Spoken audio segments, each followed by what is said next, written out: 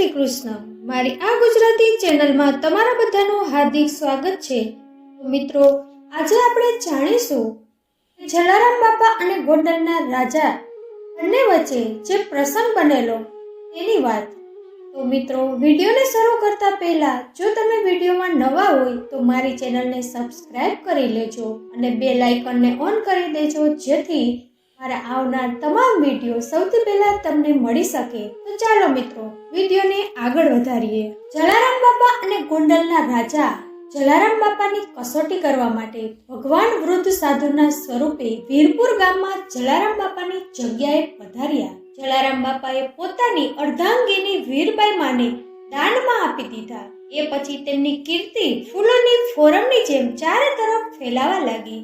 તેમના સદાવ્રતનો પ્રકાશ એક અખંડ જ્યોતની જેમ વીરપુરના આસપાસના ગામોમાં પણ ફેલાવા લાગ્યો.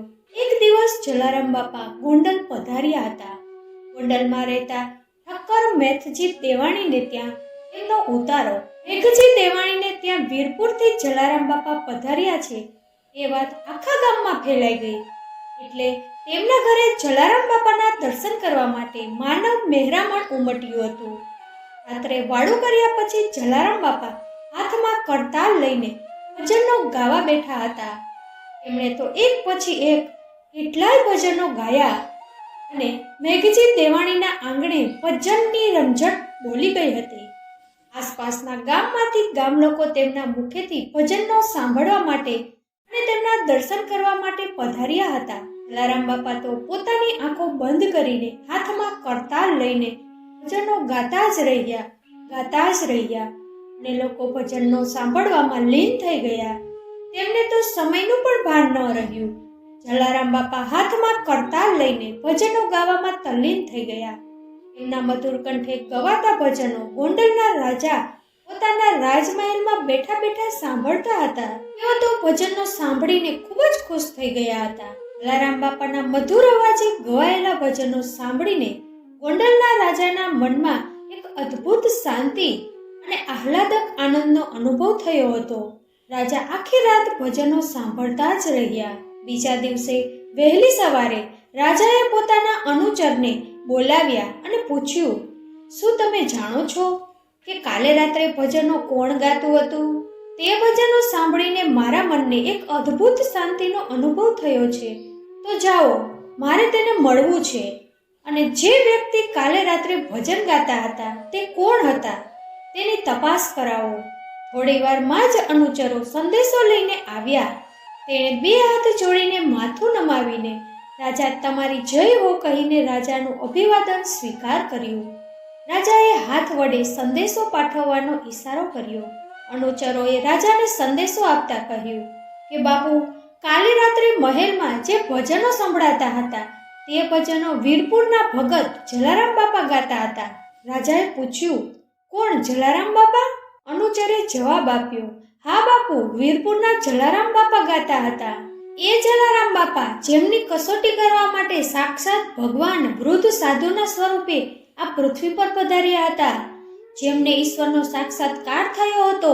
જેમણે પોતાના અર્ધાંગીની શરીરના અડધા ભાગ સમાન પત્નીને દાનમાં આપી દીધા હતા. જેમના સદાવ્રતની ધજાયુની કીર્તિ દસે દિશાઓમાં ફેલાયેલી રહી છે. જેઓ ભક્તોના તારણહાર અને દુખીઓના બેલી છે. અનુચરની આ વાત સાંભળીને રાજાએ કહ્યું, વીરપુરના જલારામ બાપા, એ ભગત વિશે તો મેં પણ ઘણું સાંભળ્યું છે.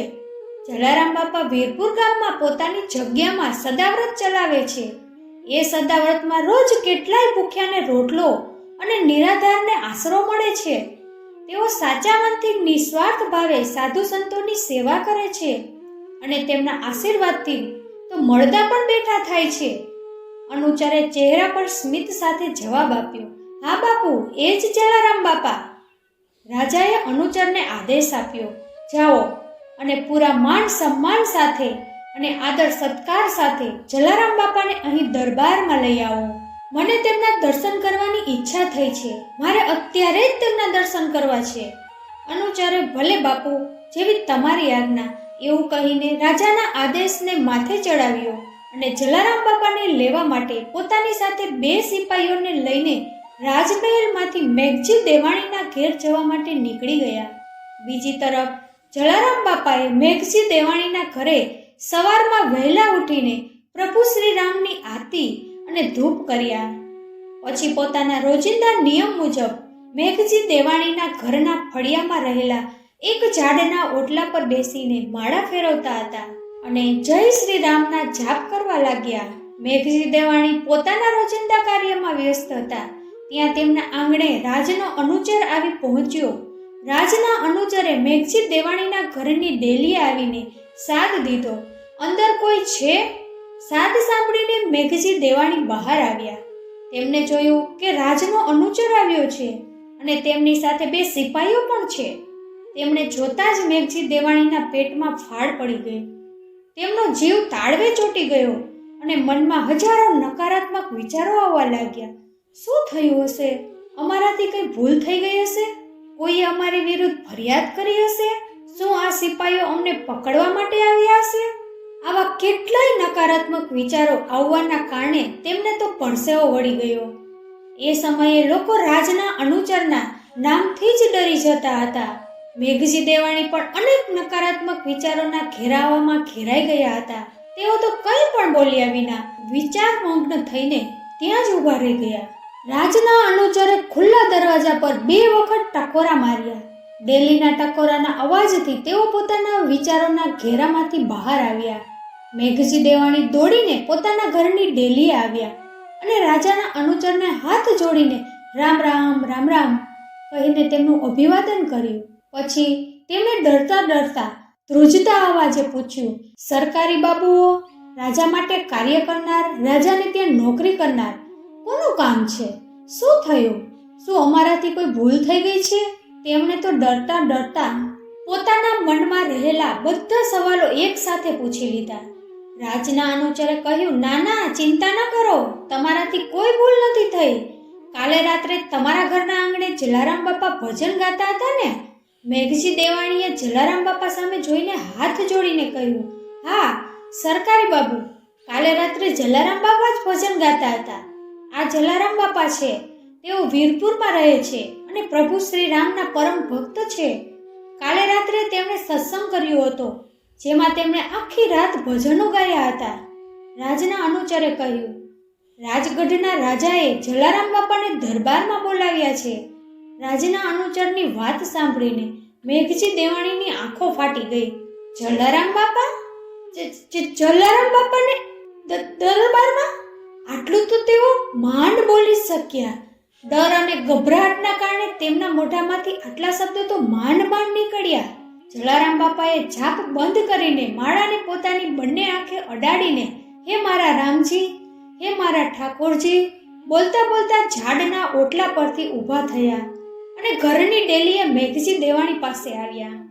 જલારામ બાપાએ હાથ જોડીને રામ રામ ભાઈ, રામ રામ કહીને રાજના અનુચરોનું અભિવાદન કર્યું. જલારામ બાપાએ રાજના અનુચરોને કહ્યું, કહો ભાઈ, રાજાને મારા જેવા નાના માણસનું શું કામ પડ્યું છે? એમણે મને દરબારમાં કેમ બોલાવ્યો છે? રાજાના અનુચરોએ પૂછ્યું, તમે જ વીરપુરના ભગત જલારામ બાપા છો ને? જલારામ બાપાએ હસીને હકારમાં માથું હલાવ્યું. એટલે રાજના અનુચરોએ 2 હાથ જોડીને અને માથું નમાવીને તેમને પ્રણામ કર્યા. પછી કહ્યું, જલારામ બાપા, ભગત મહારાજ સાહેબ તમને યાદ કરે છે. મહારાજે તમને તેડા મોકલ્યા છે. અમે તમને લેવા માટે આવ્યા છીએ. અમારી સાથે મહારાજ સાહેબના દરબારમાં પધારો. જલારામ બાપાએ હસીને કહ્યું, અરે ભાઈ, તમારી કાંઈ ભૂલ થતી લાગે છે. હું તો એક સામાન્ય માણસ છું. આખો દિવસ રામજીનું નામ સ્મરણ કર્યા કરું છું. રામજીનો સેવક છું. રાજા સાહેબ મારા જેવા સામાન્ય માણસને શા માટે તેડા મોકલે? હું નથી કોઈ રાજકીય માણસ કે નથી કોઈ નામચીન માણસ. કોઈ બીજાને બોલાવ્યા હશે. ભાઈ, તમે ભૂલથી મને લેવા આવી ગયા હશો. રાજના અનુચરે કહ્યું, ના જલારામ બાપા, અમારી કોઈ ભૂલ નથી થતી.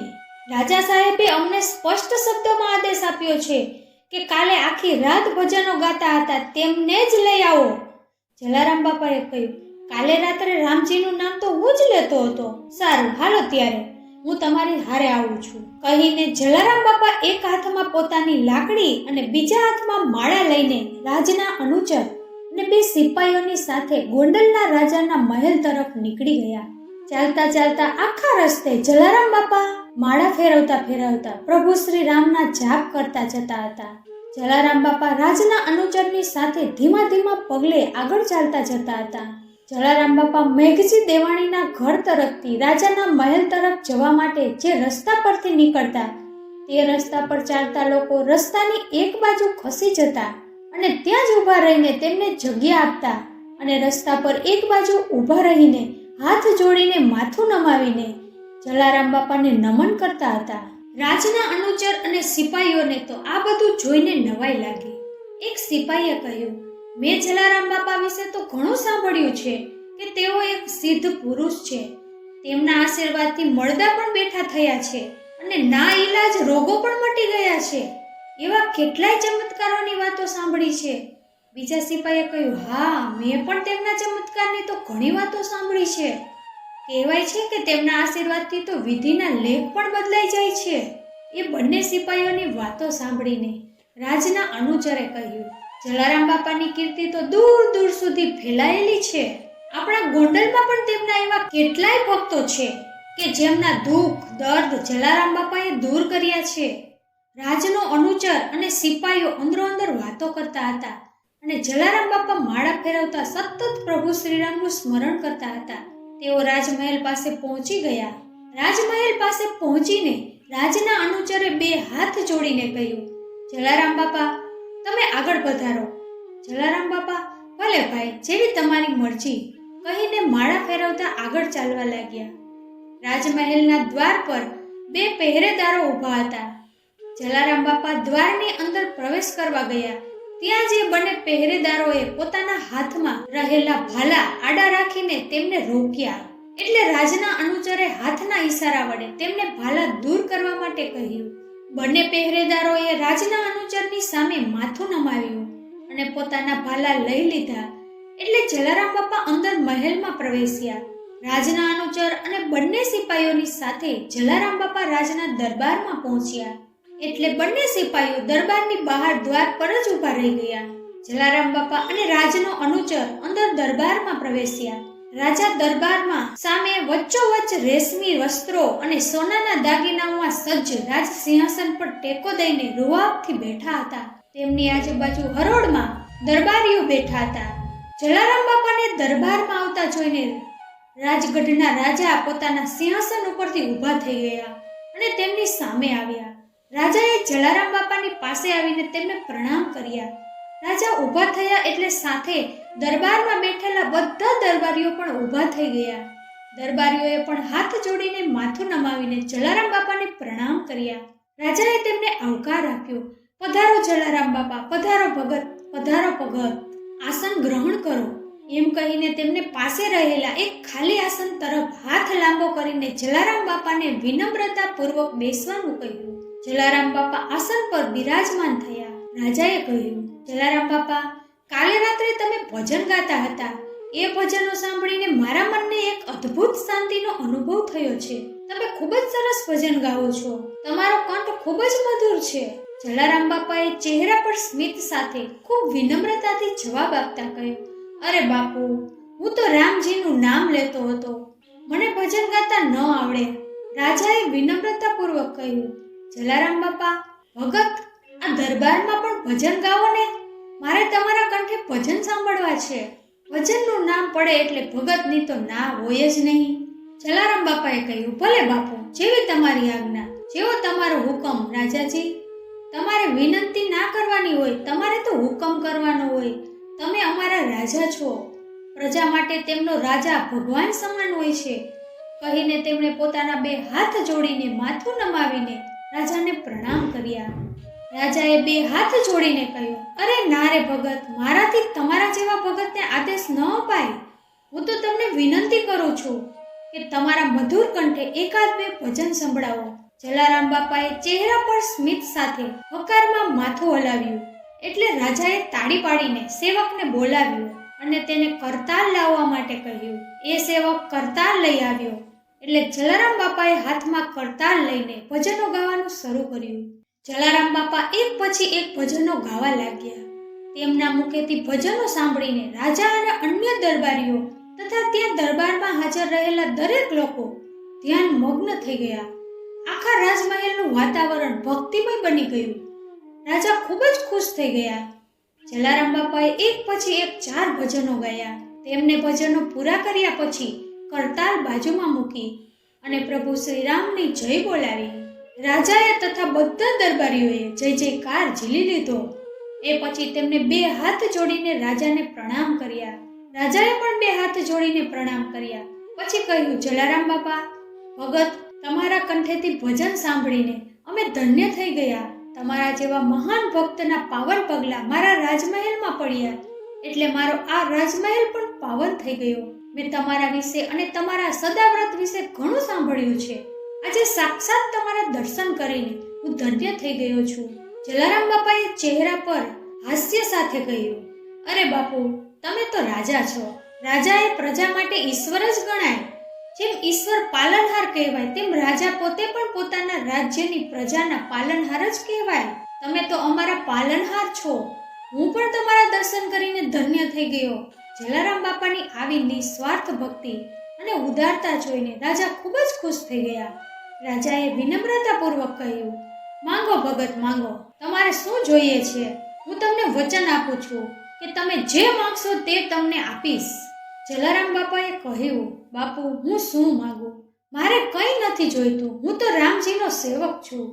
રામજીની મરજીથી અને તેમના આશીર્વાદથી અભ્યાગતોને રોટલો ખવડાવું છું. મારા પર રામજીની કૃપા છે, પછી બીજું શું જોઈએ? મારે કંઈ નથી જોઈતું બાપુ. ગોંડલના રાજાએ જલારામ બાપાને ઘણો આગ્રહ કર્યો, પણ જલારામ બાપા ન માન્યા. જલારામ બાપાએ કંઈ જ લેવાની ના પાડી. એટલે રાજાએ જલારામ બાપાને વિનંતી કરી કે જલારામ બાપા, તમે વીરપુરમાં સદાવ્રત ચલાવો છો. તમે અમારા ગોંડલમાં પણ વીરપુર જેવું સદાવ્રત ખોલો. ગોંડલમાં જમીન આપું, પ્રભુ શ્રીરામનું મંદિર બનાવી આપું. જેટલું ધન, અનાજ, જમીન કે બીજી જરૂરિયાતની જે ચીજ વસ્તુઓ તમારે જોઈતી હોય તે તમને દરબાર તરફથી આપીશ. જલારામ બાપા, તમે અમારા રાજ્યમાં પધારો. જલારામ બાપાએ કહ્યું, અરે બાપુ, રામજી વીરપુરમાં એક ઠેકાણે રોટલો આપે છે. વધારે શું જોઈએ? મારે કોઈ કીર્તિની ધજાયું નથી જોઈતી કે નથી બંધાવી. મારે કોઈ આદર સત્કાર નથી જોઈતો. રામજીની કૃપાથી સાધુ સંતોની સેવા કરું છું અને આંગણે આવેલા અભ્યાગતોને રોટલો ખવડાવું છું. રાજાએ જલારામ બાપાને ગોંડલમાં સદાવ્રત બાંધવા માટે ઘણો આગ્રહ કર્યો, પણ જલારામ બાપા ગોંડલ આવવા માટે ન માન્યા. એટલે રાજાએ જલારામ બાપાને કહ્યું, સારું ભગત, વીરપુર પાસે અમારા રાજ્યનું એક ગામ છે, ચરખડી. આજથી એ ચરખડી ગામ તમારું. જલારામ બાપા, તમે ચરખડીમાં સદાવ્રત બાંધો. વીરપુર પાસે જ હોવાથી તમને તકલીફ નહીં પડે અને તમારે ગોંડલ પણ નહીં આવવું પડે. રાજાના આગ્રહને માન આપીને જલારામ બાપાએ ચરખડીમાં સદાવ્રત બાંધવાની હા પાડી દીધી. જલારામ બાપાએ ચરખડીમાં ચોખાનું સદાવ્રત શરૂ કર્યું. તેના પરથી એક ભજન પણ છે, વાહલો ચરખડીએ આપે ચોખલા રે, વીરપુરમાં આપે દાણ ને રોટલા રે. વારી જાઉં હું તો રે, જલિયાણ તારા નામ રે. ચરખડી ગામે ચોખાનું સદાવ્રત વર્ષો સુધી ચાલ્યું. પણ ગોંડલના રાજાના ગયા પછી તેમના વંશજો જેઓ ગાદી પર આવ્યા તેમણે સદાવ્રત પર ધ્યાન ન આપ્યું અને સદાવ્રત બંધ થઈ ગયું. આવા જ નવા જીવન ઉપયોગી, જીવનમાં કંઈક નવું કરવાની પ્રેરણા મળે અથવા શીખવા મળે તેવા વિડીયો જોવા માટે અમારી ચેનલ સાથે હંમેશા બન્યા રહેજો. તેમજ મારા આ વિડીયોને તમારા સગા સંબંધી અને મિત્રો સાથે શેર કરજો અને મારી ચેનલને સબસ્ક્રાઇબ કરવાનું ભૂલતા નહીં. તો મિત્રો, ફરીથી મળીશું આવા જ વિડીયો સાથે. ત્યાં સુધી તમારું ધ્યાન રાખજો, હસતા રહેજો અને હંમેશા ખુશ રહેજો. ક્યારેક તમારા માટે તો ક્યારેક તમારા પરિવાર માટે.